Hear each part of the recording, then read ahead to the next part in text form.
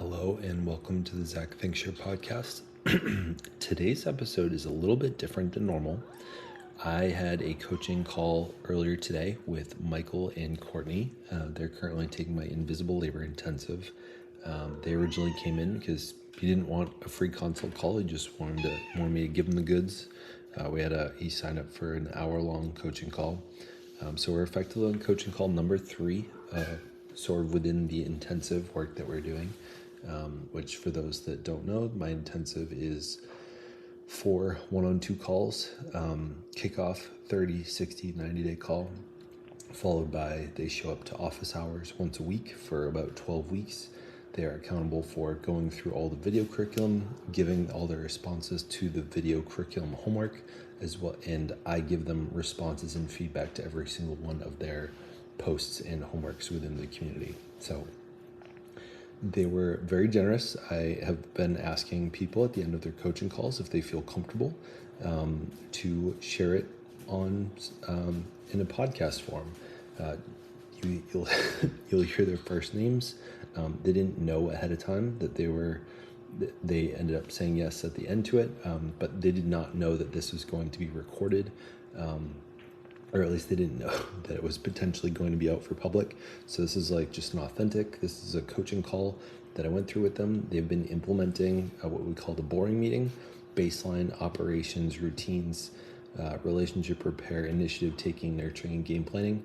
They've been working on this for about 2 months.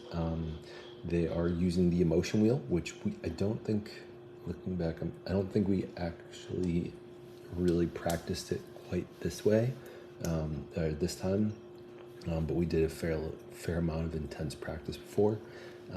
So they've been implementing these systems. They're a bit further a ways into this. I'm hoping that most people kind of listening to my content are in this place. I think they're in a pretty good place where they're in a pretty good place. They're in maintenance mode rather than crisis. So if I invite them at the end to have their coaching call shared with the purpose of making my coaching available to more people. It's not inexpensive, and I know there's a lot of people that it's just out of their price range, but it's what I would burn myself out if I had cheaper coaching calls. So if this is something that you're interested in having, just a one-off coaching call, I don't usually drop this link, but I'm going to put that in the show notes. So if you want a coaching call kind of like this, or going through the Fair Play method, the Persist app, and or working through the emotion wheel and talking about hosting a weekly meeting, I'm going to put the link in the notes. Otherwise, I hope you get something out of this coaching call. I hope you see yourself in it and you're able to see where you're able to improve on implementing the Fair Play method. Enjoy. Hey, we're having some tech. It says connecting now. Okay. Now, How's it going, you two? good. It was saying when we were in the waiting room scheduled for Jan 6th, which was the last one. And then you weren't here. So I'm like, well, did we do something wrong? And I was trying to figure it out. Gotcha. Nope. It was just me being late from the previous coaching call. My bad. Let's see. So I believe this is our 3rd call that we've had together. No, it's our 2nd. You count the console. Yeah, because that's right. You guys started on a one-on-one, and then Courtney ended up joining in. So technically it's our 3rd coaching call numerically, but 2nd in terms of the intensives. Man, you guys are like significantly farther ahead of where you would be if like we had started like on a normal basis, and or I know a lot of folks that I work with in this realm are a little bit more crisis. So you guys have been moving along forward quite quickly, and that makes my life easier and more pleasant and enjoyable, and more smiles on the other end of the Zoom call. So why don't I start my goal before the end of this call? I talked to Michael this morning about, we're going to talk about the 51% activity. We'll jump into the Persist app. We might not do it, but I'll talk to it so that it's nice and easy for you guys to do on your own. And I think if there's roadblocks that you guys are having, which Michael hasn't really brought into our office hours a whole lot, or I guess Courtney, if there's anything that you want to be voicing, I'm definitely here to help get through those. But I think we'll probably be talking a lot about the 51% activity. Maybe we just end up diving into it if there's not other hurdles to kind of talk through. So I'll start with, how's last month been? Good. Yeah, we had some things small things that came up, but like being able to, I guess, voice them instead of just hold on to them has been helpful, which I think is more on me than on you for that part. I was very excited when Michael was telling me this morning that you guys have gotten into a rhythm of like something's happened in the other room and one of you is just yelling, "Hey, what's happening for you?" That is so great to hear. 30 minutes ago. Yeah. How He's good better are at the, it. I still, are you short? You seem short. Are you? And he'll be like, do you mean to ask me what is happening with me right now? And I'm like, yes. yeah, and how is it for the two of you, like as you're, well, Courtney, for you slowly shifting your language, and Michael, for you, it sounds like your language is adjusted. How is it hitting differently with like the inquiries of how the two of you are doing emotionally? I think for me, which is different, like 10 years ago, if you would have asked us this, it would have been a different answer. He's always been more of a like walk away and then come back to the problem person. And I'm more like, if it's fight or flight, I'm going to fight. Mm-hmm. I don't know if it's age or just comfort, and like, because my first marriage was a shit show, and like knowing that I'm safe, like I don't immediately go to the fight. Like, and I think at one point you had asked me that, and I was pretty mad, and I said, I'm feeling anger right now, but I don't want to talk about it right at this moment.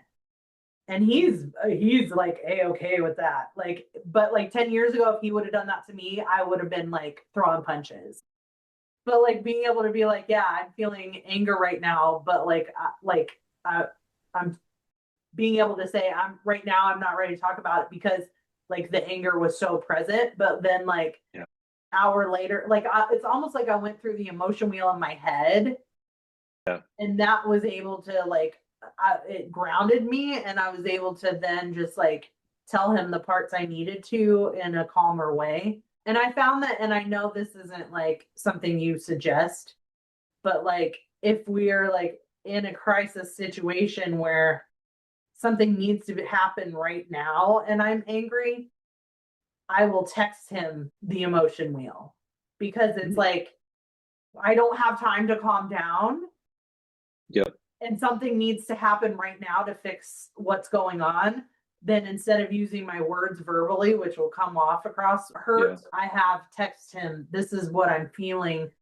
And then we like got to a. That when the kids were first off. Yeah. Yeah, and I'm going to give you some language as to why I think that's probably working pretty well for you. So one of the goals out of doing the emotion wheel consistently is to talk about your emotions rather than through them. So like, I know one thing that I'm consistently trying to do better is regulate myself, especially when our 4-year-old is pushing boundaries. And sometimes I'm saying, I'm feeling angry right now because I'm expecting for you to do X and you're actually doing Y.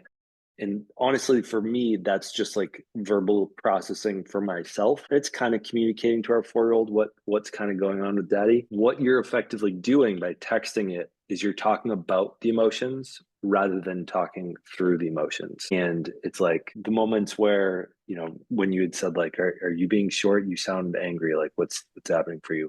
If you were saying, yeah, like, well, you did X, Y, and Z, right? He'd be talking through the anger versus I'm feeling anger because of X, Y, and Z. That's talking about it. So that's kind of what you're short circuiting in a useful way by doing the text, is you're forcing yourself to talk about it, because text blocks the ability to do through it, unless you're adding a bunch of, you know, exclamation marks and capital letters. Yeah, and I feel like for me, because like even in like say you put me in my professional world, if I'm pissed off at somebody, I will write an email, and like, I think it's the fucking meanest email ever. And they'll like respond and be like, thank you. And I'll have like somebody else. I'm like, can you read this email? Because I really thought I was going off on them. And they're like, that was going off. And I'm like, well, in my head it was. So like when I write something, it naturally, I guess, has a filter because I don't really have a filter when it's coming out of my mouth. Yeah. Well, I mean, if that technique of, in the moment, having a bunch of emotions, need to get it out somehow, need some kind of valve release. Texting, like if that's working, keep doing it. I think over time, bringing it up in your weekly meetings is like, if there's moments where it's working better than others, or it's like actually not working in some areas, and noticing the difference between when it does and doesn't, that would probably be a really useful conversation down the road. But sounds like you're not there right now. Yeah. And it's just like, if it's like, I need him to understand the urgency of it, and I'm not at a point where I can filter myself, then that, like, we need to solve this problem right now that's going on and I'm angry about it. Like, I feel like at that point it's kind of just a safe way of going about it. But Yeah. I wouldn't say that would be the default. Yeah. Ideally, we're able to talk about it with our words, but I love that for like a workaround for when you're in the moment. Let's pivot a little bit. So you guys have been working through your weekly boring meetings, which I am looking forward in the near future to rebranding, because I'm starting to decide I don't think boring is the right. I don't want that to be the long-term acronym that I go with. Yeah, I already renamed ours family meeting in my journal. I'm leaning towards, I'm liking the word build at the moment. I still got a retroactive, Alyssa's giggling from me 3 feet away because she doesn't like that one. But that's that I'm leaning towards. Still gotta figure out the letters around it. But because originally I realized I created that name to regulate hurt when Alyssa called it boring. And so I was like, I'm going to reclaim this, and I'm going to, in fact, acronymify it. And I'm realizing now now that the thing has been validated, now it's like bringing me down. It's like creating the glass ceiling that originally I needed to break past. So it's your family meeting. It sounds like you guys have had consistency with it. There's some good amount of like regularity with it. I'm not going to say crank it up a notch, but we're going to add a little bit more potential weight to it, which again, it sounds like you guys have kind of already been doing, but we'll give it a little bit more long-term scope, sort of. So phase one, the goal was to get habits set in place. Time, place, clerical, like the binder, living in a certain place in your home. Phase two, which you guys jumped into early, was starting to do the emotion wheel inside of it to create some emotional safety, so that when hard things need to get brought up, if they sat out for a couple of days and needed to get repaired, they could, and that you had a place to practice the wheel if you weren't using it outside of it, which again, you guys have gone ahead and started using a lot more literacy and fluency in your every single day. Phase three, now what we're going to do is do the 51% activity, which we could almost do part of it without doing the whole thing, and you guys can do some of it later. But the goal here is now we're going to implement the fair play kind of ideals. Well, I'm going to see if you can give this a shot. How would you describe? Give me 30 seconds to grab the. Sure.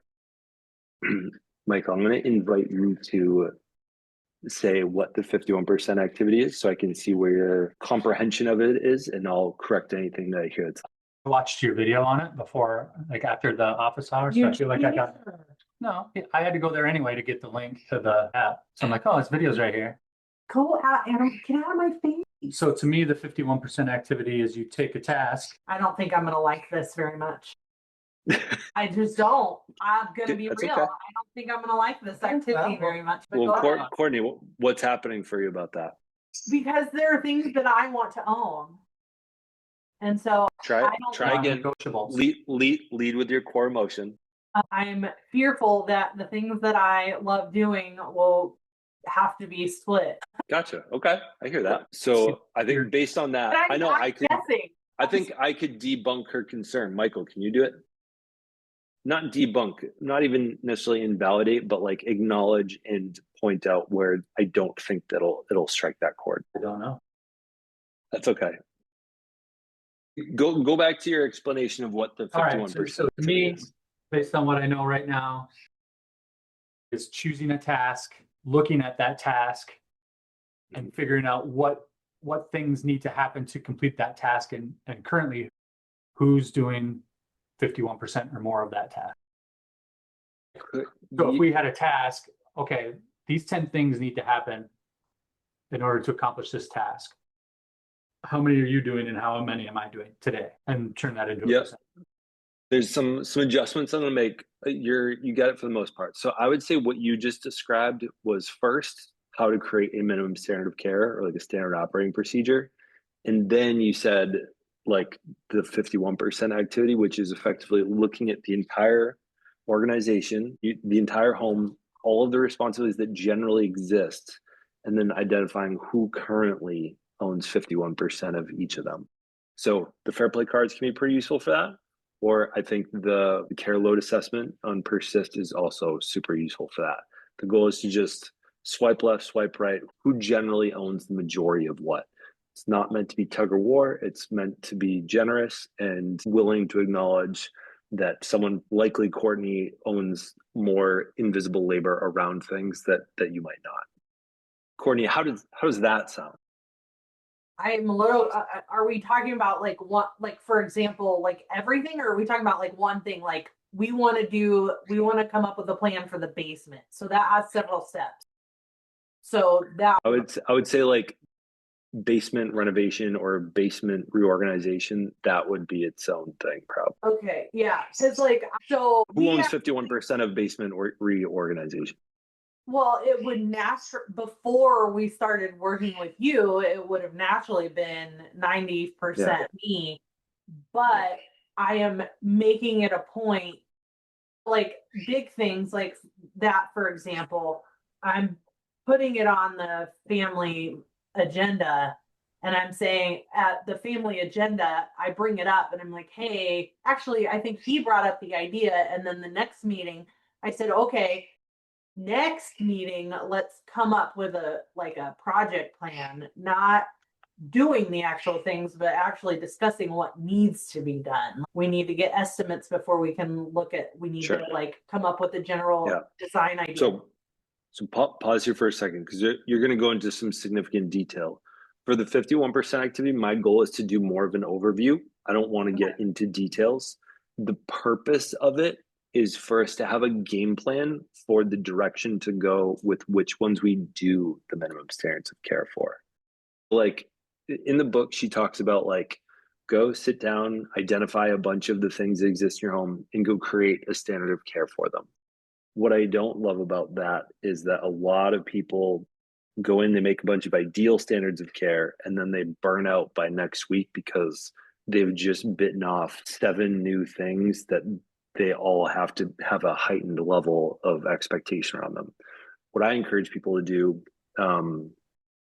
is identify 1 or 2, which I've probably said some version of this before, that Michael probably already owns the majority of, probably 80-90% of, and identify what's that last 10% that's on Courtney's brain, what's she doing the emotional or the cognitive labor for, that we can X out that tab in her brain so he can own fully.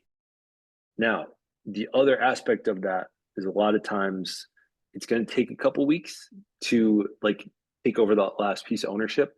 1, because Courtney, you're probably used to owning it. 2, there might be, a little bit of emotions around trusting him to own it from, past challenges. That's why we have our emotion wheel practice in, so that when we look at, I'm feeling fear about you taking over meal planning for the next couple weeks because you haven't historically owned all the grocery listing or meal planning. There was the summer of 2019 that was really terrible. Quit talking about me. So that's why we have our emotion wheels, so that when we go to make standards of care, when we go to make those operating procedures and how we want to see it, over the next couple of weeks, as you choose one, then you come back to it in your structured meeting and say, all right, how did meal planning go last week? And Michael can say, here's where I think it went well. Here's what I think it didn't go well. Can we consider changing the standard of care thing? I don't feel like I need to start cooking by 5 o'clock. I think that could likely start around 5:15. Small iterative changes until you've got it pretty well fine-tuned. And then I encourage people move on to the next standard of care, because a huge part of what this is, which you guys have already been building great momentum. I think the goal here is momentum building way more than complete, like, I don't know, documentation on things. Like some people are like, I want standards of care for 50 things in our house. I'm like, great, you're going to burn out and you're going to ditch this whole process a month later. So this is where like we build momentum and consistency. All right, I just spoke a lot of words. Courtney, I saw your face change a couple expressions along the way. What's happened for you? First, and then I have to have like a tangible, and so I was thinking, well, what thing? And trash.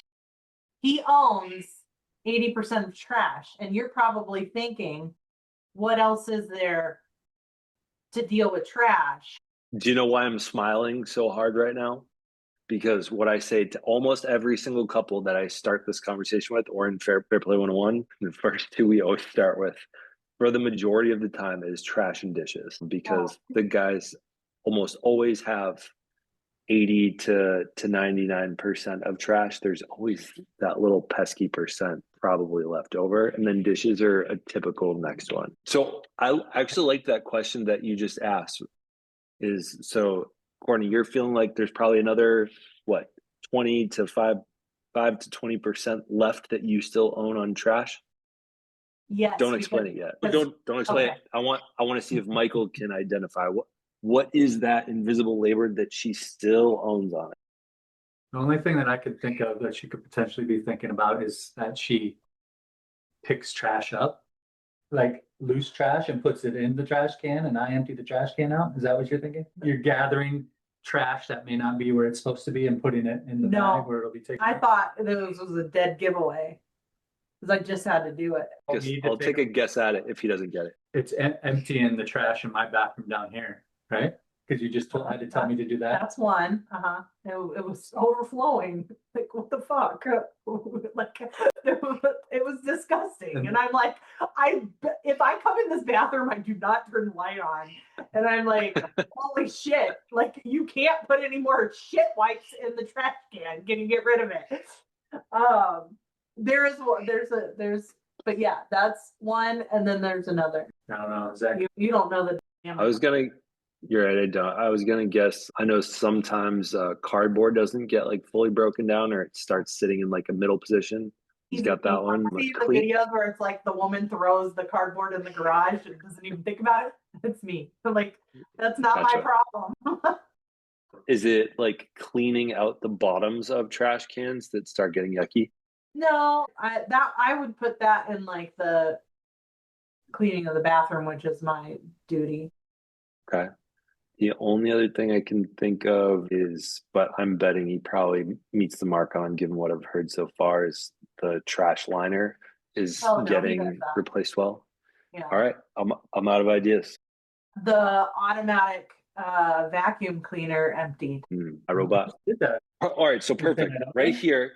So here's what I just heard is I heard that you are owning at a minimum, the emotional labor of it is like, this is something that I'm thinking about. It's on your cognitive labor. You're thinking, okay, when's he going to do it? When does it need to get done next? When is he likely to do it again? Am I going to have to remind him before next trash day? Is that all going through your head, Courtney? Yeah. Maybe less chaotic version of that, but there's two of them. Yeah. Okay. I don't think I've ever done the one upstairs. So we're bougie, okay? We're bougie around here. Okay. There's two of them. I don't even think he realizes the second one is there. The one downstairs runs on an auto schedule, so I get that. But the last time I had to clean that one out, like there was no room left. So, gotcha. But I would put that in like it's its own little. Perfect. So why I'm saying it's perfect is because we just identified, okay, it still has a tab, like in your imaginary Chrome browser of your whole brain. Trash has that little tab left over, which is emptying the iRobot Shark trashes. And he has his tab, which is pretty large. It's all of the physical aspects of it. He owns the majority of things. Our goal now is for you to transfer over what's in your tab into his larger one, so he can own 100% of it, and you can feel good about letting go of that. Now, it occurs to me this seems like a simple enough one that this could be a 1 week iteration on it, and you could be done. Some people, it's going to take a month for wife to let go of. Did you check that trash one? Did you do it this week? Not about stuff you're doing. So here's my next question. And again, this is a great one because it sounds like it's not super emotionally motivated. And I think, Michael, I'm sure you have a pretty simple and easy answer for it. Michael, what do you think is the expected standard of care for those two last trash items? Well, I need to start checking that iRobot upstairs. I was just thinking another piece of that too could be bathroom trash. If you do the bathroom trash when you do the bathrooms, I should just be going up and checking that. Wednesdays. I should just, whenever I take the trash can out down here, check the bathrooms upstairs. The bathrooms upstairs as well and dump them in there. Or every time. It's really just about going upstairs, to be honest with you. Every time I use one. This is this is where I'm going to encourage Michael comes up with it rather than you giving your own, because I think if he's creating it from his own conception rather than agreeing with something that you're offering, in my opinion, he's more likely to follow through. I'm not saying it's better. I'm saying he's more likely to follow through, and our goal is to follow through more than, So whenever I empty the main trash down here in the kitchen and take it out, before I take it out, How often do you do that? every couple of days, I will go up and get the bathroom. There's 2 bathroom trashes upstairs. I will take the iRobot trash, dump it into one of those bathroom trash cans, and bring both bathroom trashes down to put in the main trash and take it out, along with this bathroom trash and this iRobot. That should eliminate your tabs. Yeah, I just think it's overkill. So it sounds like, Courtney, you're saying that that's more of an ideal standard of care, and we can probably have a more minimal standard of care on it. Yeah, I was like So once a week. Okay, so that day, Sundays when I take trash out to the street. Yeah. Okay. Once a week, I think is more than plenty because. Yeah. Then you're not like, fuck, I gotta go upstairs. I know I feel it. All right. So what I want to do for a second is zoom out on what we just did, such that for the next standard of care, once you guys identify what those other 80-90% things are, you can repeat what we just did here. First, we identified something that in terms of the large scale of redistribution of labor and or invisible labor, we identified, and we're trying to get more things from Courtney's tabs towards Michael's tabs. We identified one thing that Michael owned the vast majority of. We identified the last one or couple things that he could fully own, had him come up with the standard of care for it.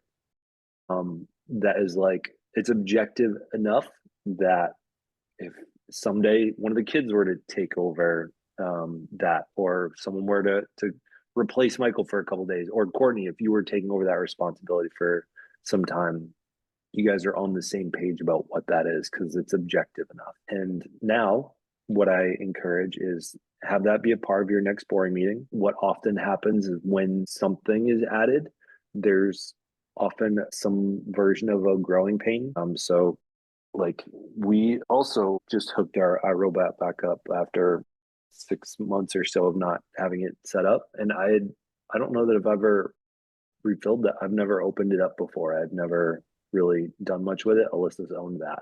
And I own trash.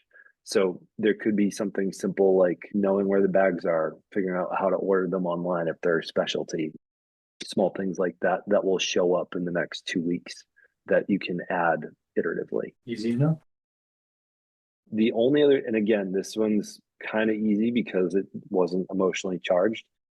Is there anything for either of you emotionally about the potential, the implementation of this updated standard of care. I know for me, things that often happen, especially if it feels like a slightly larger undertaking, is like fear I'm going to fail, fear of a shame experience or fear of a guilt experience, sad that I hadn't noticed it before, lonely in the potential of Alyssa being annoyed with me and being actively like, no, fuck you, this is your shit to do now. Potentially hurt if any of that's weaponized towards me, and or oftentimes joy that there's something low hanging that I can take over, that I can take off of her. I just effectively I did a generic emotion wheel for the handing off of parts of the standard operating procedure. Anything else? Feeling some joy that I can take those off her, take those tabs away from her that I didn't really think about. It's easy enough, right? It's just a matter of thinking of them, which clearly I hadn't, and now it's just getting in the habit of doing them. So that's joy. Shame that I hadn't thought about it before. Looking at my wheel and cheating. You're not cheating, just scaffolding. Sad that she's had to think about those things when they're simple things that I should have been able to think of. Hurt that it came up here in front of Zach. Now I'm embarrassed. Yeah. Embarrassed should be an emotion. I guess that maybe that could fall under shame. Yeah. I hit most of the emotions there. I don't know what I missed. Lonely. You're gonna feel lonely on trash. Yeah. Feeling lonely that I'm the one doing the trash. Feeling lonely. Yeah, because like in St. Louis, we had recycle and trash. It was on 2 different days. And like he owns trash so much that when he would travel, he would have to remind me, hey, remember, you gotta put the trash out. Like, yeah, that right there is a good like dipstick on like who owns the mental load of things. right. When Like one person travels, who has to communicate to the other? And or who's the one that has the potential fear of something getting missed? That's great. Emotions for you, Courtney, around this. And again, low-hanging fruit. This is a nice, easy one. I mean, it's not a big tab, so there's not really, I mean, there's joy around not having to see the hair in although that is, I do enjoy seeing the fruits of its labor, now that I think about it. Yeah. I'm gonna need you to show me the trash can when you take it out. I know it's like I like seeing the dirty water after I clean something. no, I get it. Similarly, we got one of those vacuums as like the clear plastic container to it. So when it sucks it up, it goes in there. I'm like, I use this thing way more because I love seeing the work that it does versus like the typical bag. You don't even really know if you accomplished anything. Right. I don't know.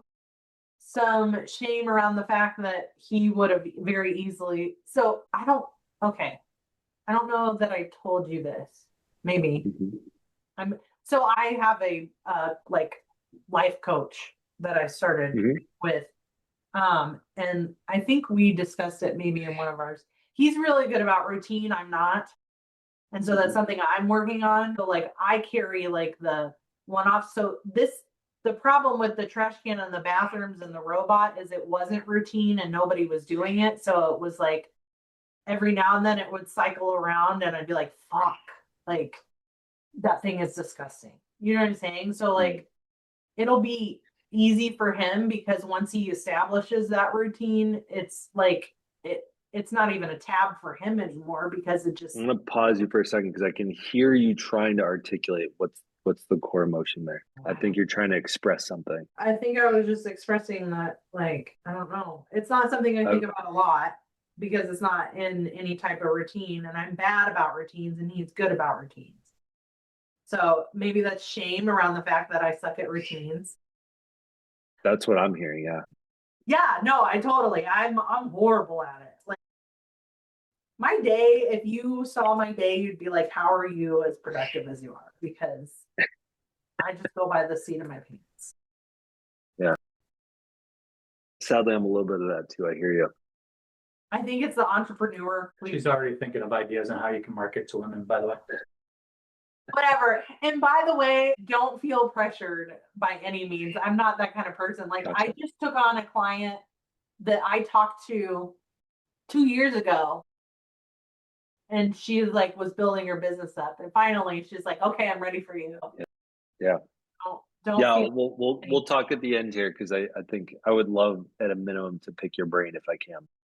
for sure. But But enough business talk. But yeah, so you're saying shame that you're historically not good at routines and he is. So it almost sounds like the fact that he's going to be able to pick this up is almost like seeing him thrive in that. Does that spark something for you? No, I just like, I don't know. It's such a like low, like you said, it's a low hanging fruit. There was no like real pain point around it. Yep. Yeah, and that's honestly why I like starting here with people, because getting our practice with something that's not emotionally charged, like it gets us into the routine of like, what's that last 10%? Okay, here it is. Add it to the minimum standard of care. Iterate on it after a week. Sweet, that works. Let's do the next one. Easy win. Now, we get another 20 minutes on our call. I think we could probably tackle a second one. So again, I know trash and dishes are typically the first two that we look at. Is dishes a good one? I think I have all of dishes. 100% or 99? Well, let's play the game we played before. That was fun. I don't have 100. What do I have? Is it something that happened recently that we talked about? And also, are we including like the full? I know for us, we tend to have like kitchen cleanliness lumped in with dishes as well. No, We just talking about dishes? No, sir. The kids. Okay. So Michael's really, really good about like tidying, but if I ask him to deep clean something, like in my will, it will be to hire a deep cleaner because this house will be disgusting. It'll look clean. Gotcha. It won't be cluttered, but it'll be disgusting. To me, dishes includes getting the dishes to the sink. Okay. That's the thing you think I carry? I don't take my dishes to. Oh no, yeah, I guess I was thinking about that the wrong way. I was thinking about she tends to leave dishes and I go get them, but that's even more than I maybe I am 100%. What do you carry for dishes? The big items that you don't put away correctly. You just shove them in the bottom of that cabinet. I feel like that could go to organization. It's part of dishes. You have to put it back away correctly. But I just reorganized that whole cabinet, so I'll do it from now on. Right. So that's gonna go away. I know. I went in there once and I'm like, what the fuck is this? And he's like, what? And I'm like, this out of place. And then you put this there and now you shove this inside. I'm like, what is that? Who cooks more? I cook more. Don't even try to say you cook more. He does. Not tug of war. 60-40. 65. Okay. You do on the weekend. Let's do 60-40 from now on. I would love that. See, 60-40 is well, no. 2 days a week versus 5 or 3 to 4. If we're talking like all of the things necessary to cook dinner, then it's probably more. I physically cook more meals than he does. But he does the shopping. He does, so like if it's like a recipe type thing, I will pick the recipe out. I am not putting what is needed on the list. I send him the recipe and he will go through and check, okay, we got this, we got this, we got this. He puts it on the list and he shops for it. Yeah, I don't think that's something that could ever be 100% on somebody.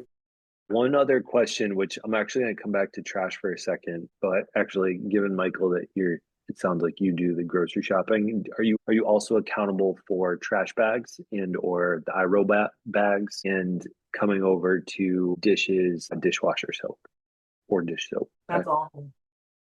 I have no idea.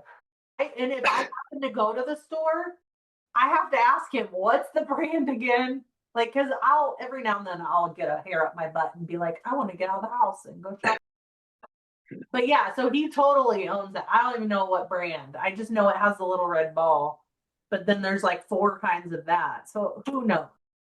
So cooking, yeah. But dishes, that would be the only thing. No, I don't know that. And he really is good about like purging.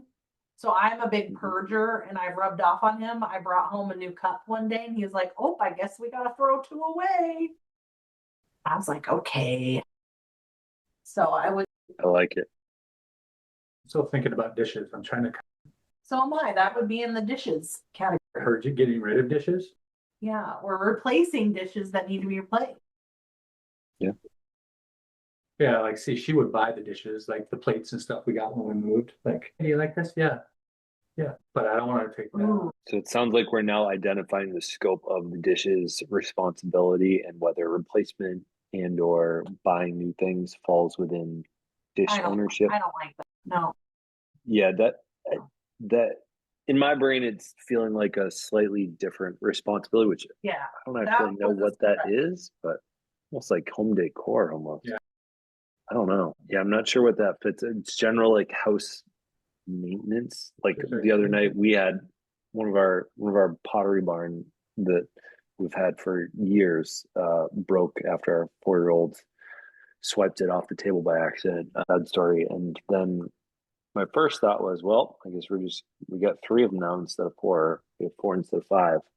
And then I was like, well, I should definitely communicate this so that Alyssa is aware of it, because I know she's more likely at some point, if we get down to 3 or 2, she's going to be the one more likely to want to get replacements versus I kind of find an odd satisfaction in just using what we have and not buying new stuff.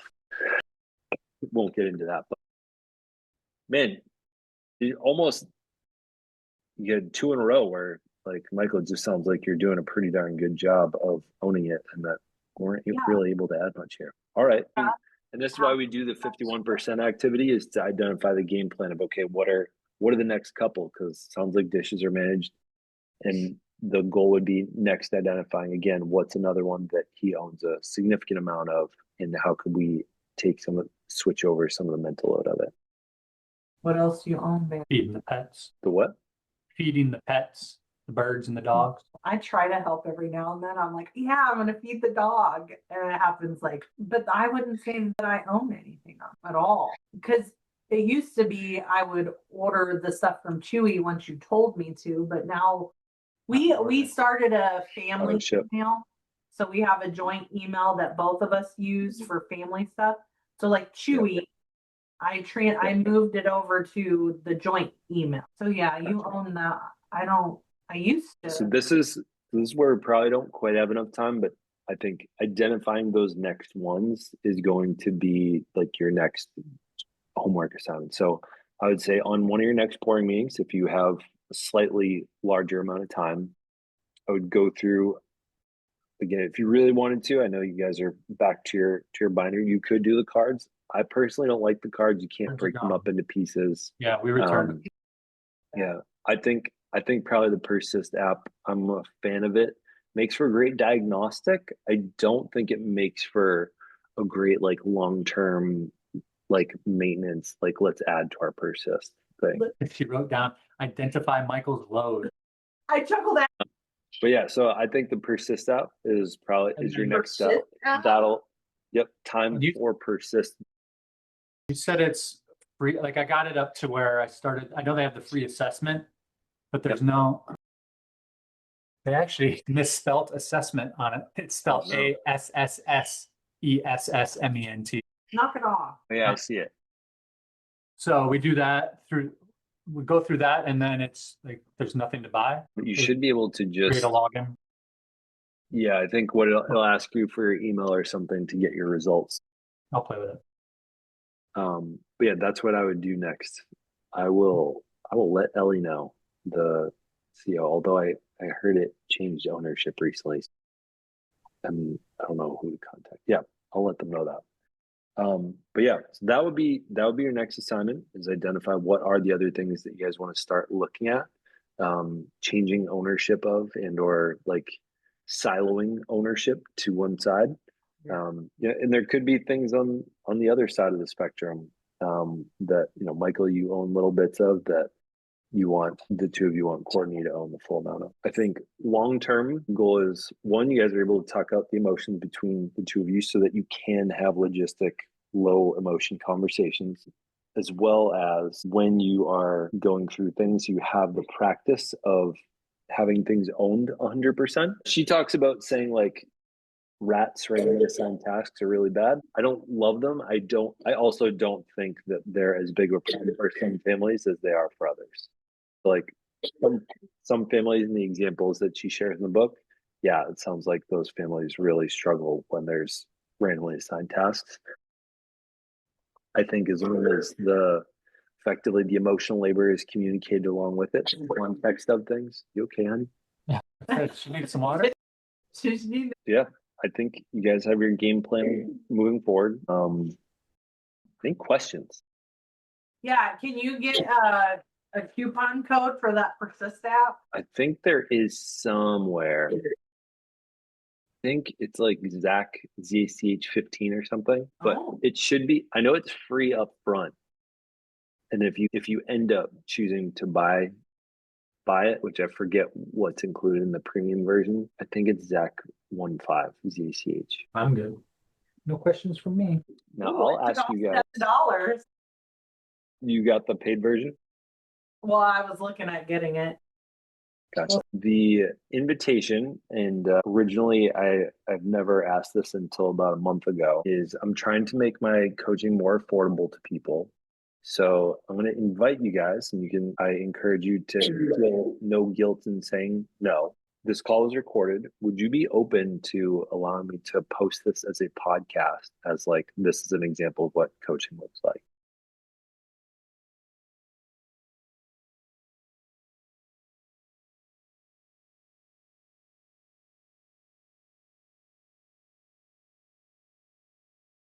They're cool with some curse words here and there. Yeah, and it would be audio only, no video. That's even better.